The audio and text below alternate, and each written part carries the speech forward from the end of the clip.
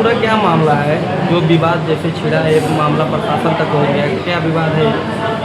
विवाद यही है कि हमारे रिश्तेदार थे, एक हमारे मामा की तरफ से कुछ लोग थे और कुछ हमारे चचेरे भाई ससुराल की तरफ से भी लोग थे।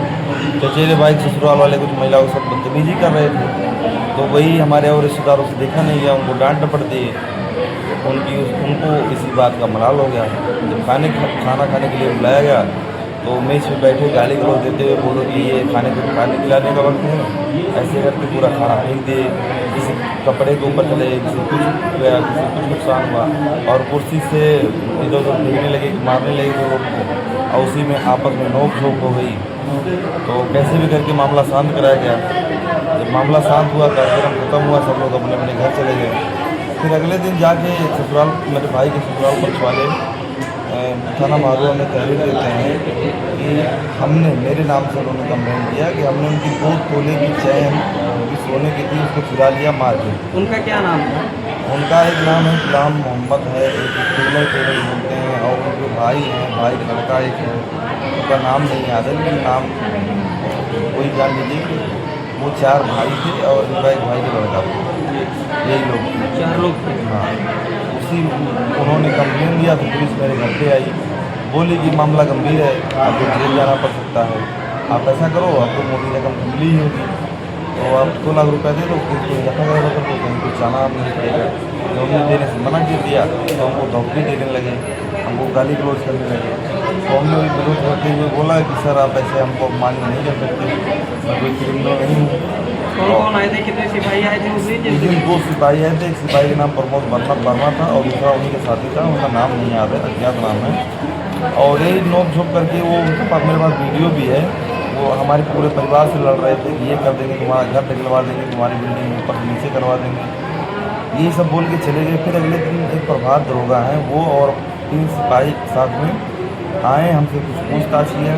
फिर वहीं 112 नंबर की गाड़ी गश्त कर रही थी, उसको बुलाए और उसमें ज़बरदस्ती इनको बैठाया, बोला कि चलो एसओ साहब ने बुलाया है, थाना स्टेशन अफसर ने बुलाया है, थाने पे कुछ बातचीत करनी है, यही बोल के हमको ज़बरदस्ती तौलिए में लेके चले गए। जबरदस्ती वो हाँ, लोग किस गाड़ी में लेकर गए? 100 नंबर वाले में? 112 वाली में। 112 वाले में, चलिए। हाँ, फिर वहाँ ले जाने के बाद हमको सीधे एंट्री ना करते हुए वो जो स्टेशन से पीछे से लेके आए कैंटीन में बैठे, वहीं ले जाके हमको बहुत ही ज़्यादा मेंटली और फिजिकली अब्यूज़ किए, मारा पीटा, मेरे प्राइवेट पार्ट में भी नुकसान पहुंचाया, मुझे नंगा किया गया। और फिर मेरे परिवारजन से पूछने के बाद मेरे परिवारजन जब पूछ रहे हैं उनसे, कहाँ चोटें आई आपको? चोट तो पूरे शरीर में ऐसा कोई जगह नहीं है जहाँ उन्होंने मारा नहीं। और कौन कौन लोग मार रहे थे? एक प्रभात है जो दरोगा वहाँ पे, एक है प्रमोद शर्मा है, प्रमोद शर्मा के अन्य सहयोगी 3-4 सहयोगी, सभी सिपाही थे उधर? हाँ, एक दरोगा, बाकी 3-4 सिपाही, सब पारी पारी करके मार रहे थे। हाँ, बस बहुत मैंने हाथ गोड़ जोड़ा लेकिन कोई बख्शने वाला नहीं था। मुझे आतंकवादी तक बोले तुम पाकिस्तानी हो, तुम्हारा यहाँ कोई जगह नहीं है, और साथ ही साथ ये बोले कि तुमको हम गाड़ी तस्करी में फंसा देंगे, तुम्हारी पूरी लाइफ ख़राब हो जाएगी, तुम गाय काटते हो, गाँव को सिंह में फंसा देंगे और फिर पूरा करियर ख़त्म कर देंगे, तुम्हारा किसी काम के लायक नहीं बचोगे।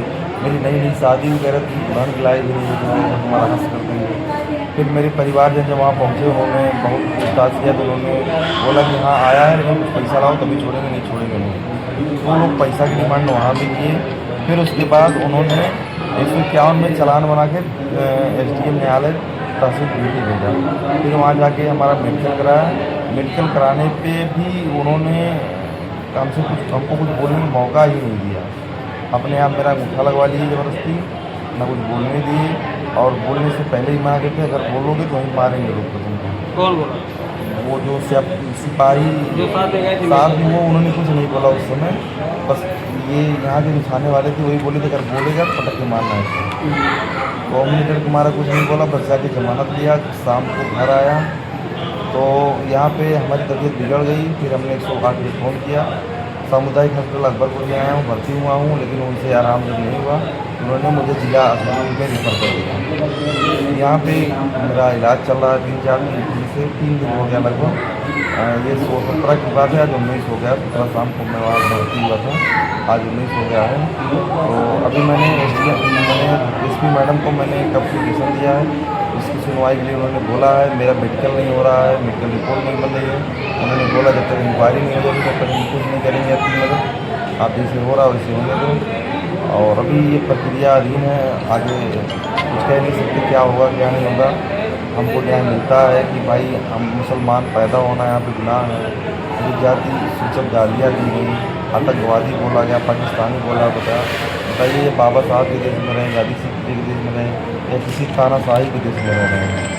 कहने को तो भारत विश्व का सबसे बड़ा प्रजातंत्र देश है, लेकिन प्रजातंत्र की कोई झलक नहीं यहाँ देखने को मिल रही। जिस हिसाब से पुलिस प्रशासन तानाशाही कर रहा है। उम्मीद क्या है, किस अधिकारी से ज़्यादा उम्मीद है कि इस पर कार्रवाई मतलब जांच पड़ताल हमको करें? एसपी मैडम और पूरे पुलिस प्रशासन पे पूरा भरोसा है कि हमको न्याय जरूर दिलाएंगे, पूरे पुलिस प्रशासन को भरोसा है।